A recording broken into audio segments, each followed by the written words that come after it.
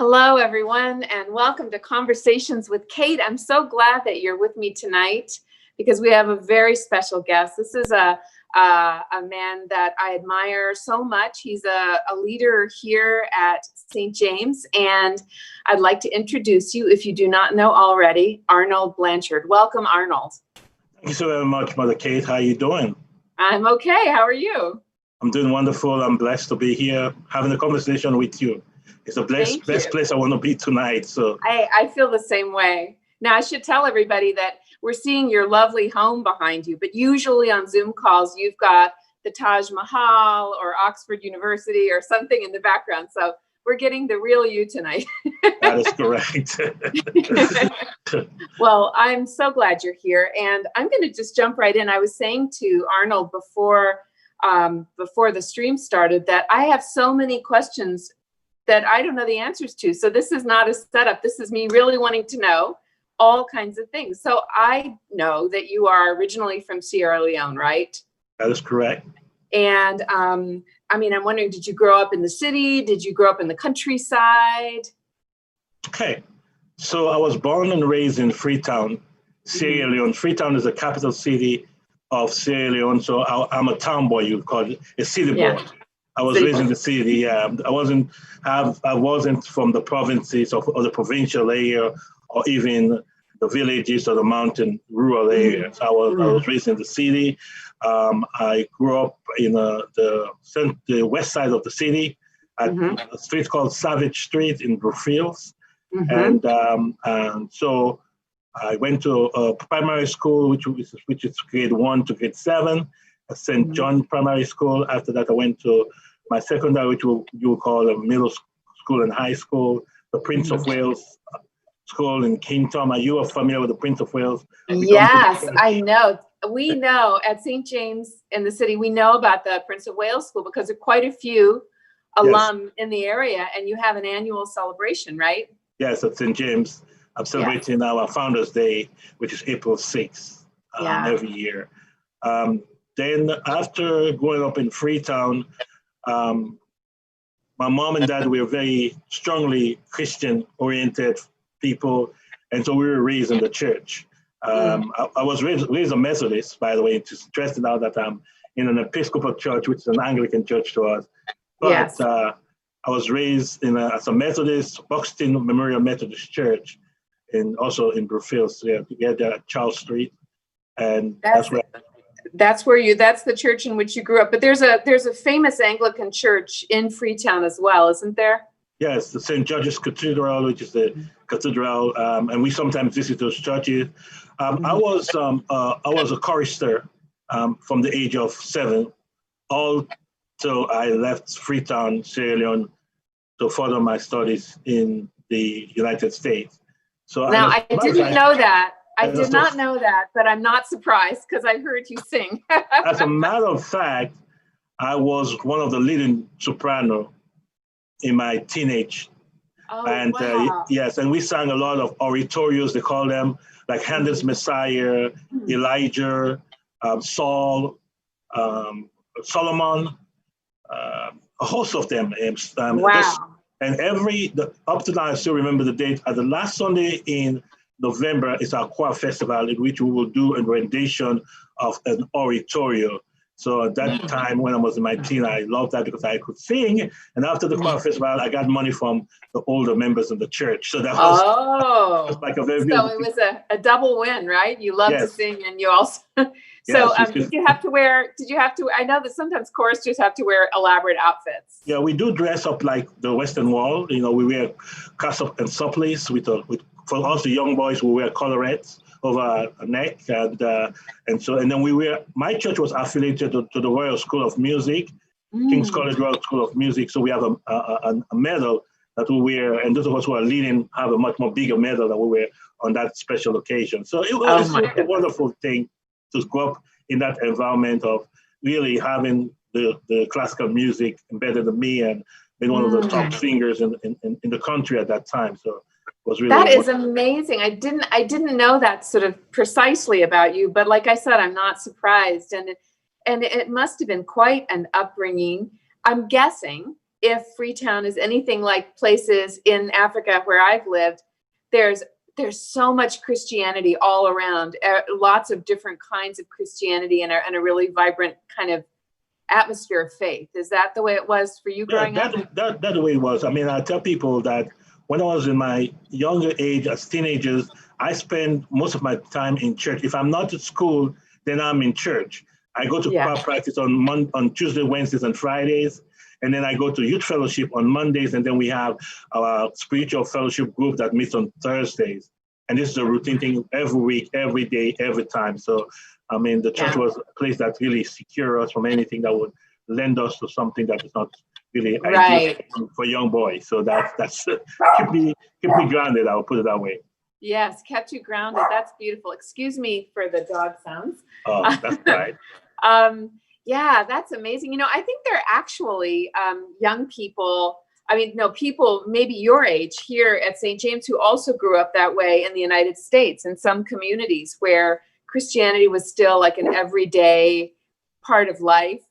And all day Sunday, right? Not just a few hours. No, Sundays. Well, we go to several churches on Sundays, from one to the other. We don't make it until like 9 in the evening. So now, see, that's something that maybe not everybody would know about. So how would it work?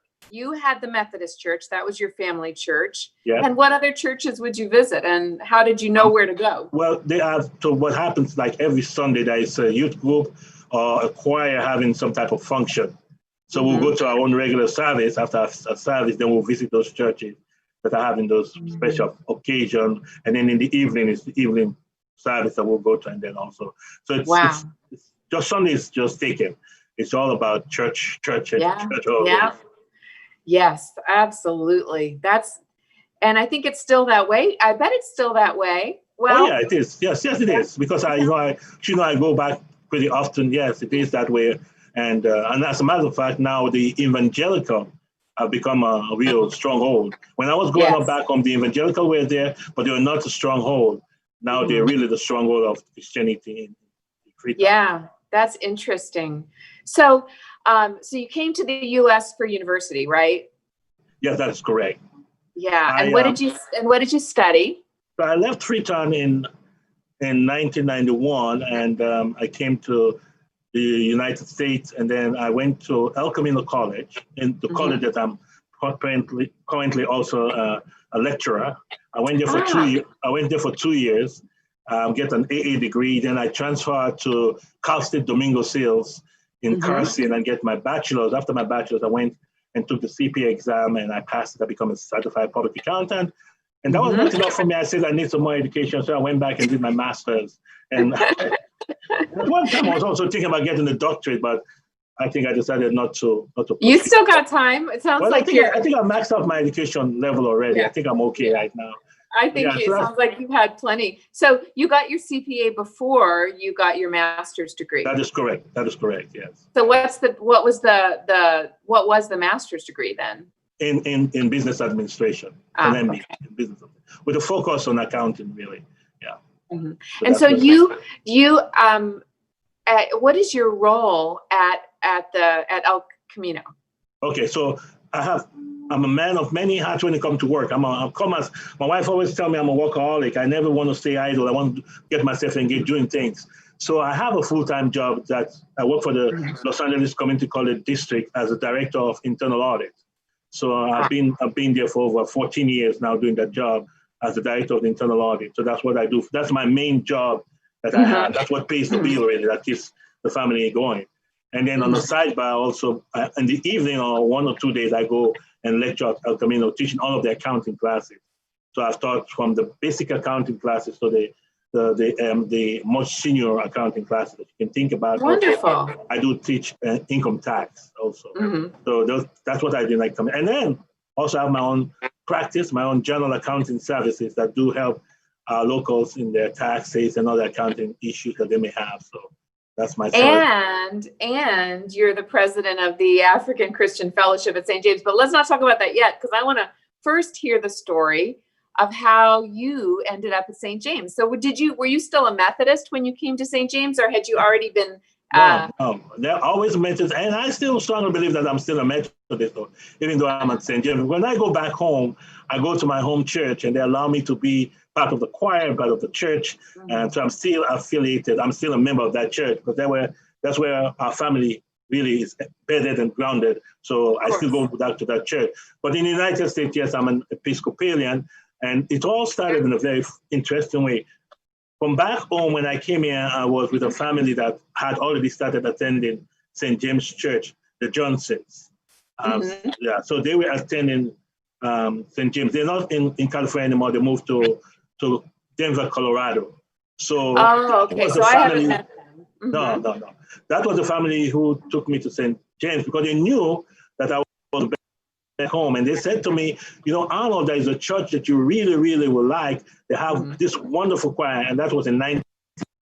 And so I went to the church and I was blown out of proportion, the singing at that time. That, it was the late organist that was there at that time in 91. And so from that 1991, time, that's when you came, 1991. Oh, wow. Yeah, that was the first time I went to St. James. And I had a feeling already that this is going to be my church. But I wasn't fully equipped to make St. James my church at that time. I didn't have no car. I was on the bus. I can't see myself. I live in Hawthorne on my way commuting to St. James. So I go to St. James on a runoff, once in a while. Until 1993, I started attending in a more regular. And then in 95, that's when I became fully affiliated. I've heard you say before that St. James reminds you a little bit of St. George's in Freetown, yeah? Yeah, St. George's, and even the Buxton Church. The reason why the singing is so unique, and then with St. George's, because it's an Anglican church and St. James is an Episcopal, the rituals are pretty much the same. So yes, that brings that Anglican twist to the Episcopal. So yes, it always brings back. Yeah. We don't do at the Methodist Church. You don't do all the scenting and that kind of thing, incense, but St. George's, those are typical things that you will see. Everything that you do in St. James is at St. George's Cathedral, and all of the Anglican Church in Freetown would mimic the same thing we do at St. James. So you come definitely from like that sort of liturgical tradition. Absolutely. Yeah. They're not far removed from each other. The only difference is the Anglican Church use a lot of incense and then a lot of signs. The Methodist doesn't do all the cross, sign of the cross, and they don't do that. So that's the only the two different. But other than that, everything is very similar. I remember when I first started, because I only found the Episcopal Church as an adult, and I remember thinking they should write down somewhere, when am I supposed to do the sign of the cross? They all seem to know. Yes. Now, there's quite a few people in the chat tonight. I just want to tell you that. Hello from Catalina. Oh, okay. And also from Becky Greenberg is in, and Comfort. She says sorry that she was a bit late. Her son stopped by. And Nancy Redford, I don't know if you know her. She was a school mom for many years, and she's part of the church now. Always has been, I think. And also Oscar. Okay, Oscar. Oscar's tuned in. He says, "Good evening. So good to see you, Mother Kate and Arnold. God bless to all St. James family." Isn't that nice that he's tuned in? That's wonderful to see. I know. That's great. Beautiful. And Christy, we have an intern named Christy Flake, and she's joining late, but also really glad to be getting to know you in this conversation. I wish I could meet them in person sometime. I know, right? But by the way, I'll talk about it at the end, but we're having a drive-through blessing. Yeah, I saw that, yeah. And we're all set, ready to go, definitely. Good. So you came to St. James 91, but really settled at St. James in 1995. Were you married yet at that time? Not yet. Not at that time, not at that time. Yes. My wife, my wonderful wife, Gerarda, she's also from Sierra Leone, and she kept me grounded. We have 2 kids. So I'm a little bit off track sometimes, so she kept me grounded to be on track. Jada and Arnold, Jada and Janel, and we've been together for over 23 plus years. So, wonderful. And we've gone through all the ups and downs. Marriage, they said, it's one of the institutions that they give you the certificate and say, go figure yourself out. Most times they train you before you get the certificate, but married, they give you the certificate and say, go find your way. So it's a really interesting dynamic there. You graduate before you start doing the work. So, you know, I've never heard anyone put it like that way before, but it's true, isn't it? I mean, yes. I guess parenthood is a bit like that too. You know, they give us they let us take the babies home from the hospital. That's probably a bad idea. Yeah. Well, so you were here from about 1995, and now I want to know about the African Christian Fellowship at St. James. This is a big and important monthly organization. If you could just talk a little bit about the contours of the organization. What do you all do, and what are the goals, and how long has it been going on? Well, I think the African Fellowship really came about through Reverend Cox Smith, when he wanted to have a specific Sunday dedicated to the different cultures that we have at the church, and so that people can learn what those cultures are. And so the African Fellowship became one of the cultures that were in St. James. And you missed a lot, Kate, because in those days when you go to St. James, the Africans were so many that some of the guys would say, oh, this headband, this hat that you're wearing, we can't even see. When we see, they're blocking our views. And it was so flamboyant, and so it was just beautiful. But it was because at that time the women wear the spirit high head ties and just different colors all over the church, and we were really by 1995 all the way to maybe I want to say 2000 maybe we have about over 100 to 150 African in the church at St. James. And then every Sunday that we have our African Partnership Sunday, we celebrate Africa culture, and we haven't done that since you're here, but we normally have plays. We cultivate some of our African culture, like the marriage, so we do our weddings, and so all of those things were part of what we do. But the African Fellowship is a unique thing, to be honest. It's one of the things that really keeps me excited, because we all come together as a family. As you know, you live in Africa. Africa is a community of people. It's there is not only your family; it's everybody's family. It's kind of beg the question sometimes when I go out of my house. I see my neighbors, but I don't really truly know them that much. When in Africa, you know everybody in the whole street. Everybody knows you. You know everybody. You know all the kids knows you, because it's a village. We always use the word that's a village. It takes a village to raise a child. And if you're a child, any mother can discipline you. Absolutely. And they're all your uncles and aunties. Yeah. They're all your uncles and aunties. You don't call them by their name. You call them uncle, aunties, just to show respect. And you look up to them for direction. So your mom or dad wouldn't have to be somewhere for you to be grounded or do what you're supposed to do. So that's the culture. So, and that's the same culture we indulge in at St. James when we come together as a fellowship. We look out for everyone. We believe we are all family. One person's problem is our problem. One person's happiness is our happiness. And we really embedded this culture based upon the spiritual aspect of it again, that I am my brother's keeper, and I look forward to help that, and also for them to help me. That is the fundamental of the African Fellowship. And then the interesting thing about African Fellowship is not only for Africans, it's open to anyone who wants to come in. It's not, and that's something we keep telling, that I don't think that message has penetrated. It has not. But we don't say you have to be an African person or African born or African race to be part of the African Fellowship.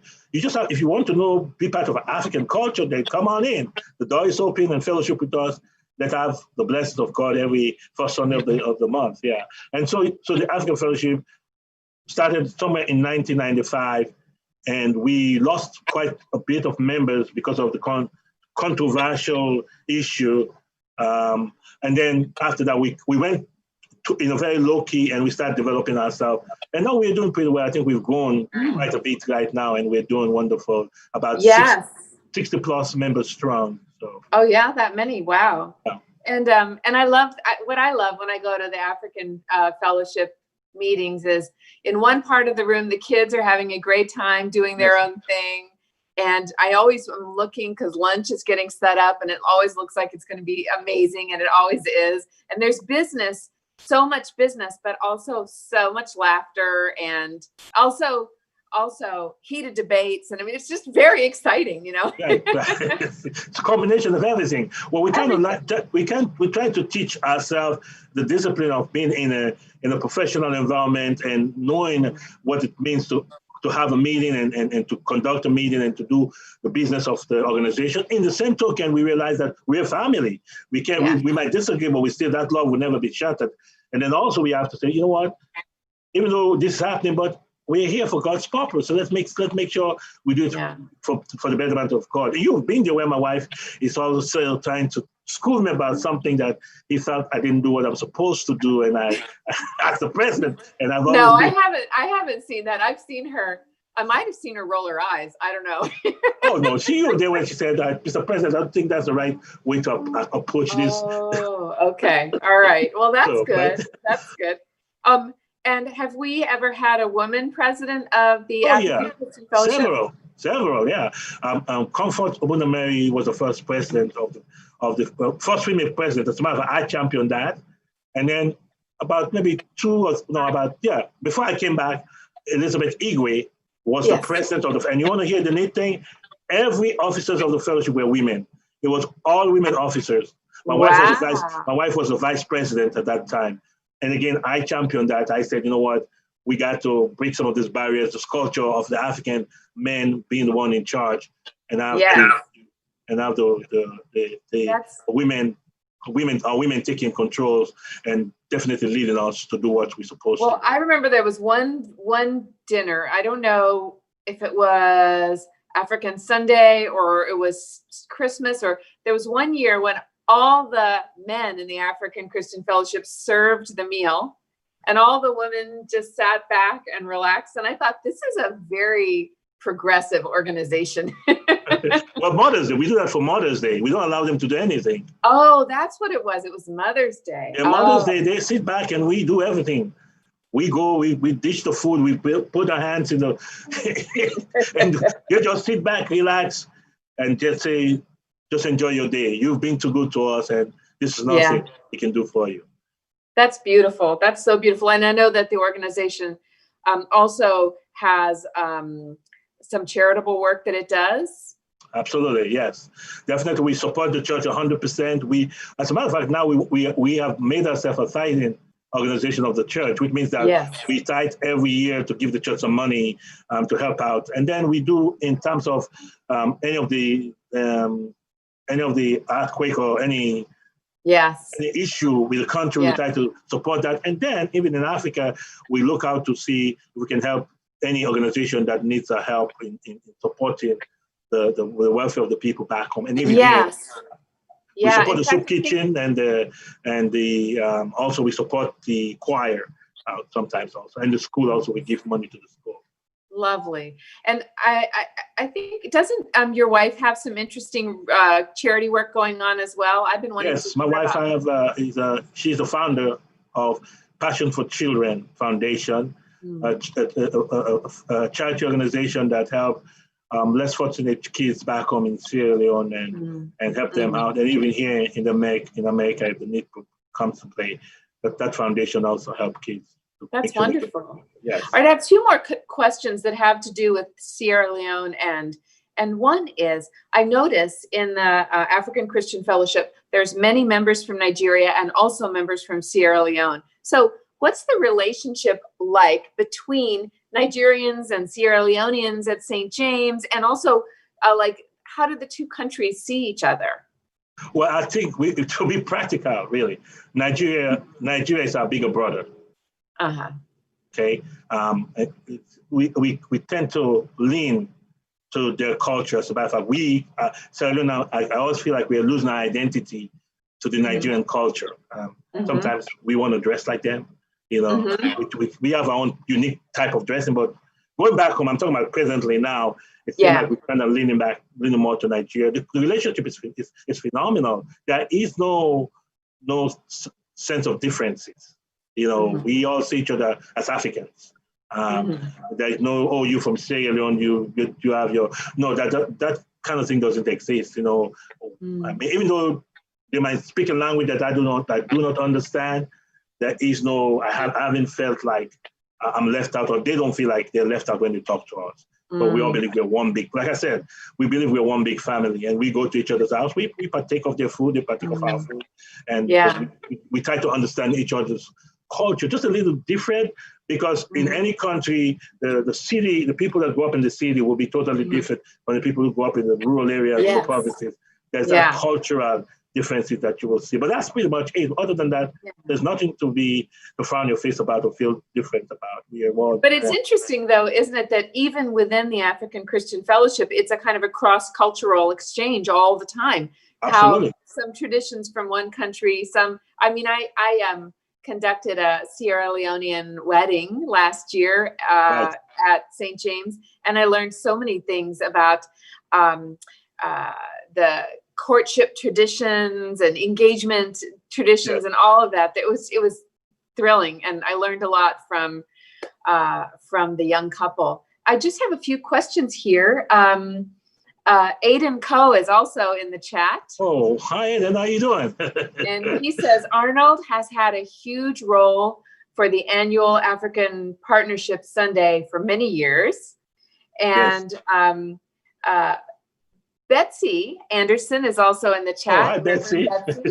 And she says, how many African countries are represented in the ACF at St. James? Is it just 2, or are there others? Well, it's only 2 at the moment. But we've had people from other countries, but right now it's only 2. We used to have a Ghanaian family. We used to have somebody from Côte d'Ivoire. We used to have somebody from, what's the name now? I forgot the country. But there's only 2 particular countries right now represented in the African Fellowship at St. James, the Sierra Leoneans and the Nigerians. Catalina Huang is on the chat, and she said, in Korea, we don't call the adults by their names. We say sister, brother, aunt, uncle. She says it seems like maybe a similarity. The same culture, Yeah, but maybe a little bit that way in Sierra Leone and Nigeria too. Like everybody's your auntie, everybody's your uncle. Yeah, that's kind of make the young adults here in America feel kind of bad, because they wanted to date each other, but they cannot date them because he's my uncle, then that means she's my cousin, and he's my. So we have to say no, don't take it like that. You guys can date if you feel like you guys have some relation. Yeah, that could be a challenge. Comfort says, excellent job with ACF. Well, we try. She's praising you, and that's coming from a former president, right? Yes. How do you encourage and develop such cohesive team members and volunteers despite the stress that is involved? She's asking you about about ACF. Well, yeah, that's what a lot of people say that, because, how do we get people engaged? It's about you lead by example. You got to lead by example. If you're the leader and people seeing you be so involved and not just directing people to do what they're supposed to do, but you are ready to take the shovel and go in and dig up the dirt, then they will be willing to do that.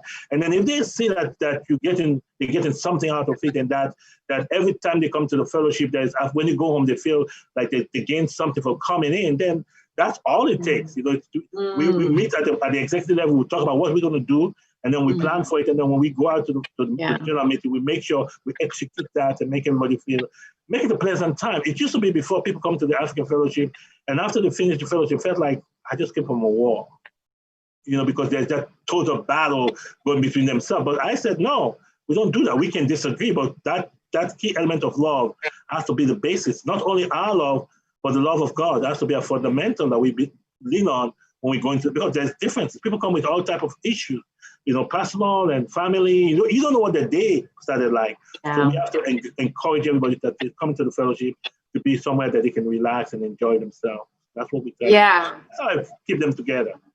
That's wonderful. Yeah. And obviously, according to Comfort, you're doing a great job. And I think so too.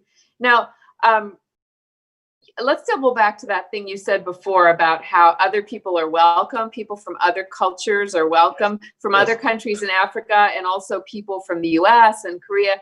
So I'm guessing that some people think, oh, the African Christian Fellowship, this is a chance for them to hang out with each other and enjoy each other. They don't want us to be there because we don't, understand the traditions, but it's not like that, right?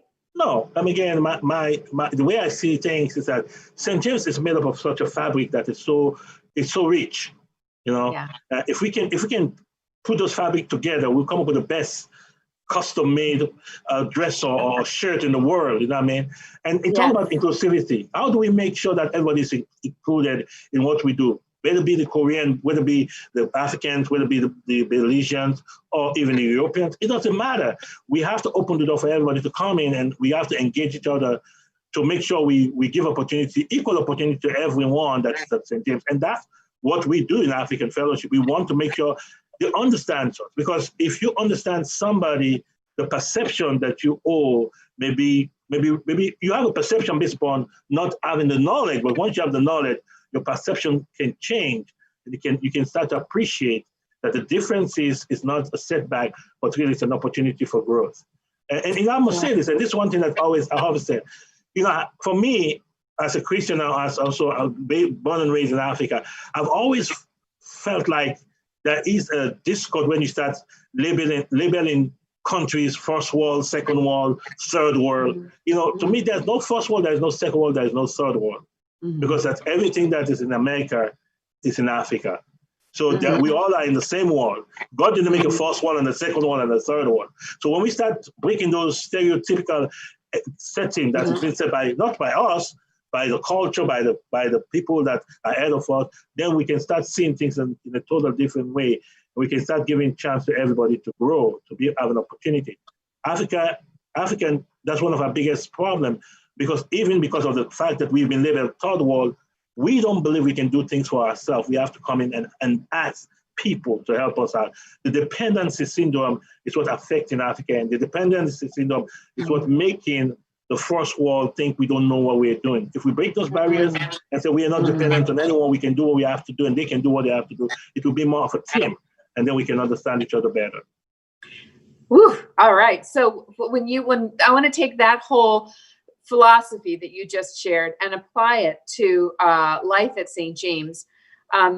So if nobody ever visited the African Christian Fellowship and it was happening in a silo, then that understanding wouldn't happen and we wouldn't grow as a whole community, right? Never. Yes. Never. But it's a balance, because when Catalina and I were talking about the Korean language congregation, they had wanted very much to have a separate service in the native tongue because many of the members didn't speak English as well. And so there's something about how do we hold on to cultures, everything that's beautiful and important, and also learn about each other and come together, both, right? Yeah, you cannot destroy one for the other. They both can run. We don't have that limitation because most of us in the African Fellowship, we speak English, and that's another thing. English for us is our official language in most African countries that were colonized by the British. So we don't speak English. We don't speak our native language at work. The official language of the country is English. Right. So we don't have that setback like people from Korea or China, with the official language is their own language. So we would not have the setback. So we want to. Well, sometimes we do want to have a service that is dedicated to only an Igbo language that we can want to speak. Of course, we want to do that sometimes, or to the Mindi or Timini or Creole. Yes, of course, we want to do that. But at the same token is that we will have opportunity whereby we can have this inclusiveness of service. And we used to have it in St. James. One Sunday in the year, we could all come together and have a service in which we all share a different culture. And it was so beautiful. And people learn from each other as to how that goes. You learn from the Koreans, I learn from the Belize, learn their culture. Hey, why don't we do that? We should do that. We should do that. Okay. What did we call it? What was it called? I think it was called International Sunday, if I'm not mistaken. Yeah. Yeah. It sounds like fun to me. It sounds like my idea. Yeah, and everybody wear their traditional outfit. Yes. And then the people from Scotland they normally came to church with their scarves and the cleats or whatever you call it. Yeah, it was beautiful. What's it called? Kilt. The kilt, yeah.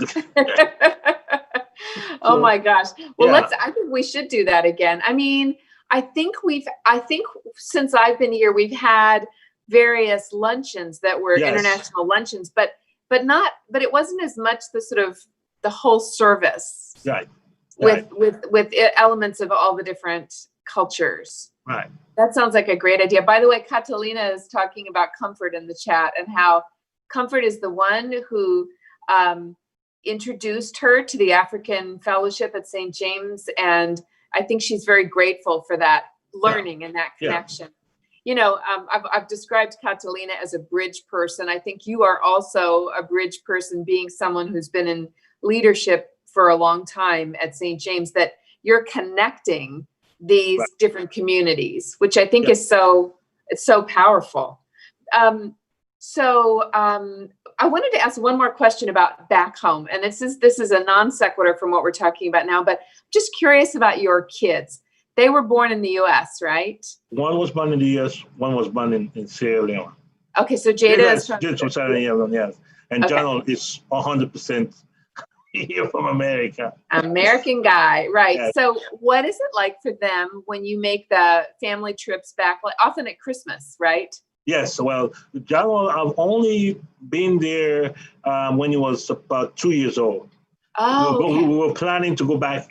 He's 11 now. We were planning to go back this December. We've planned to go back three years in a row, but for some reason, he and Mom couldn't make it, but me and Jada will go. But this year we're all planning to go, but with the COVID-19, it doesn't look like that will happen. So we'll have to wait until 2021. But yeah, I mean, it's a different thing because we have our own African traditional food that we eat. Yeah. And John would not eat those food. He haven't. he doesn't. Those delicious food. He doesn't eat them. He does not. But there's no need to. I told him, I said, when you get older, you're gonna be begging for those food. So because he's young and he doesn't understand what he's missing. So, but he does not. But Jada, of course, he does love his African food, and when we go home, with Jada, she will really want to go back and live after she finishes everything to go back and live. Oh, really? She has a That's passion. exciting. Yeah, she has a passion to go back there and help out. Yeah, so she understood the struggles and how can she help in helping people to be self-sufficient. Well, I think that not to put Donald on the spot, but he's like a lot of other kids whose parents are from other countries, but then the children were born here and grew up in so many ways as American kids, but with this other fabulous set of traditions. Does he not the food, but does he have some appreciation of Sierra Leonean tradition? I don't know if he even know what it is, to be honest. I mean, because for now we haven't really got him to be so involved. I mean, what we're trying to do now that he's 11 is to get him to go more often back home and see people and get to understand the people. We just did a family Zoom call on Saturday with all the family, some of my brothers in the UK and the sisters in the UK, and the people back in Sierra Leone and myself. We did a Zoom call, and he was able to see some of the people that he haven't seen, and they saw him and they talk. We're trying to tell him can you speak the language? He was trying to speak, but he couldn't do it right. But it was fun, and I think that's what we want to try to start developing his ideas. So when you get there, you will see that this is the best place. But he's part of the African Christian Fellowship. Oh yeah, absolutely. Yeah. He always liked to go to church to hang out with his friends. So absolutely. Yeah, that's wonderful. So by the way, Catalina is in the chat and she is saying, you know what, the ability to speak English is a big advantage. She's sort of echoing what you were saying when it comes to sort of moving across cultures and connecting. Yeah. But I also think that it's incumbent upon us at St. James to study Korean language so that we can. Yeah. Oh, absolutely. Yeah. Absolutely. Yeah. Okay. So sort of my last segment of our interview tonight is I want to ask you to do some dreaming with me, some forecasting. You've been at St. James since 1995, right? Yes. Involved. Yes. and you've seen it through many, many, many different phases. And here we are in this strange moment of pause during this pandemic. But eventually we will be able to leave our houses again, and we'll be able to regather. And I'm wondering, as you think about St. James going forward, what are some of your dreams for this church that you have loved for so many years? I think one of the biggest dreams that I have is for everybody to feel welcome, for everybody to be able, for us to give everybody an opportunity to feel welcome. And what I mean by that, explaining it further, what I have seen, and I think this is where the dream comes true, is that some people have been at St. James for a very, very long time, but they haven't had the opportunity to be able to given an opportunity to serve in certain areas that, because of the fact that we're not going beyond our own small niche of people that we know. And if we don't know these people, how could we get them engaged? So my dream for St. James is that if we can have a way to know each other, to know everyone, so that we can be able to understand. I think if we take a poll right now in St. James and say, how many of you know what everyone does? Or how many people know what maybe 50% of the people in St. James do? I think what will fail means, I'm guilty too, so I think what will fail miserably. Because we haven't got to the point whereby we get ourselves all included and try to know each other in such a way that when an opportunity creates itself, we have just a basket of knowledge that we can say, you know what, I know what Mother Kate does. I know what Mother Kate's specialty is. Let's go to Mother Kate.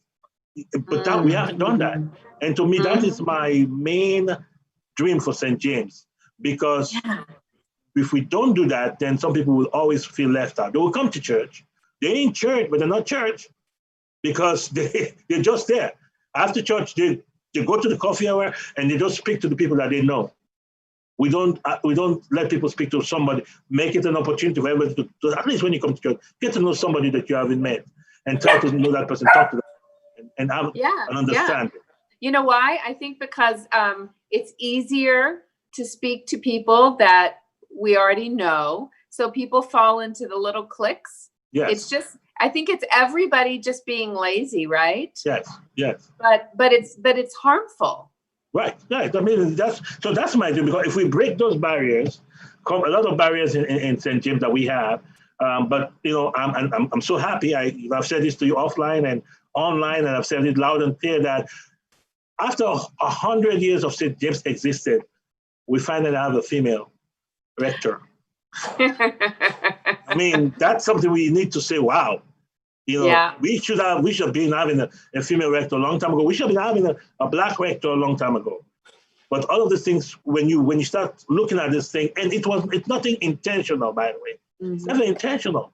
It's just the way that we move ourselves through our church liturgic process. But we need to take a step back and say, is this really what St. James should be? Should we have some inclusiveness in St. James in every facet of the church that we need to see when somebody look at, that makes sense. That is what St. James. That's why I said always that we have a fabric. We have so much beautiful fabric that we can make the most expensive cloth in the world if we can just stitch them together. And that's what my dream is for St. James. So communication at a much deeper level, so everybody knows each other so much better than they do, and then utilizing people's gifts and talents on a much more profound level, because that knowledge of one another is there. Yeah. And so that's what I've heard you say. And then I think what's also implied in what you're saying, and tell me if this is true, that these things don't happen by accident. There has to be effort. Definitely. To make it to effort in the setting up committees, the effort of how we do our social gatherings, effort in our hiring practices, in every way, right? Yes, definitely. I mean, we have to give opportunities not because of who the person we know, But we have to go beyond that and say, if somebody is volunteering for something, willingness to serve, let's give them an opportunity. Let's make them feel welcome. Let's give them an opportunity to come in and help. And then maybe that's the gift they can give. They cannot give financially because they don't have the finance to give, but they can give in another way. They can give some other in their talents. So that's a gift. That's also a gift. So let's utilize the talent and let's make sure. But we have to make the scene so conducive for them to be willing to come in. But if the scene is not conducive, of course, you're going to hold back. And we have to, we as a church have to develop that welcoming spirit, that when people come to St. James, they can sense, they know this is truly a family. And we started doing that. I sit around church with several people and we just get to know each other and we talk to each other just so many things, and that's what St. James should be. We should go beyond that and let people, but we only promote what you see, people just gather to the people that they know and they talk to themselves and then after they go home. If we make it, sounds like point, you know what? That sounds like a high school lunchroom. yes. Yeah. So yeah, we can do better than a high school lunchroom. Better than that, yeah. Yeah, and I don't think, like I said, yeah, Kate, I don't think it's intentional. No, I know. Just the way it is. Yeah. It's not intentional, but it's real. Yes. Yes. So, and you're getting a lot of chat about this. Betsy Anderson says, "Amen, Arnold," and she says, "Oh, she's giving me a compliment." She says, "A female rector who's lived in Korea and Africa. How good is that?" Yeah, no, you can't beat that.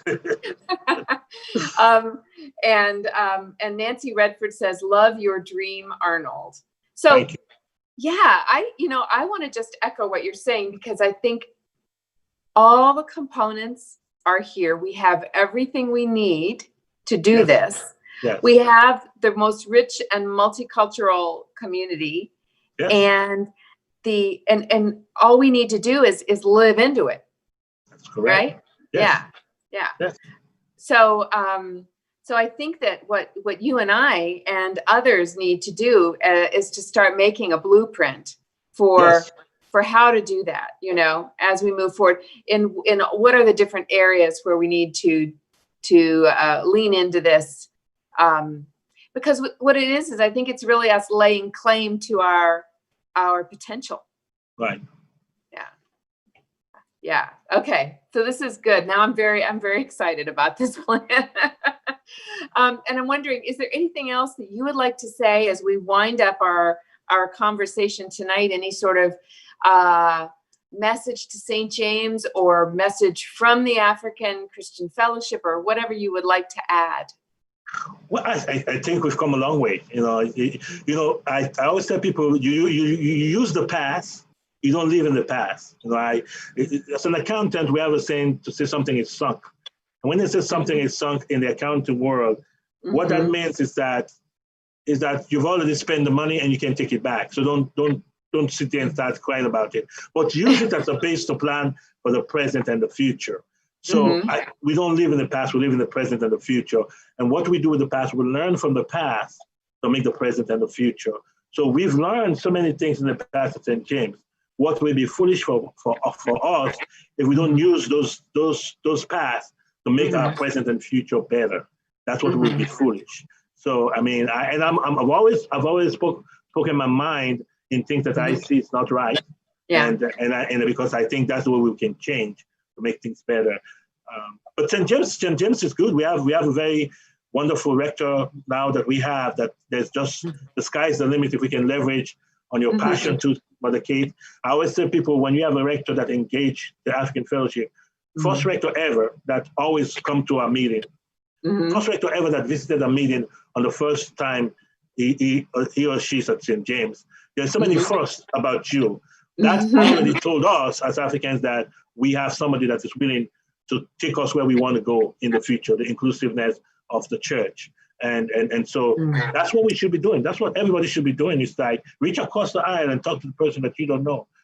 We have to do it. And, I want to say before we wind up that we are so blessed by your leadership of the African Christian Fellowship and as a lay leader in the church, as a as one of the worship leaders in the church, as somebody who sings so amazingly on Sundays that you can just hear that gift of yours. It's truly a blessing that you are a key figure at St. James in the City. Yeah, we try. I mean, I could have run away. I could have. But you don't make change by running away. You have to stay and do what you think God has ordained, destiny to do, and help develop a place that you think is destined for progress. And so that's where I see it, and that's where I work through the path. I come a long way to go to St. James Church. I go past several churches to go to St. James. I live in Cerritos, and I drive all the way to St. James. So you can tell the love I have for St. James is from I can. That's my family have for St. James. So yeah.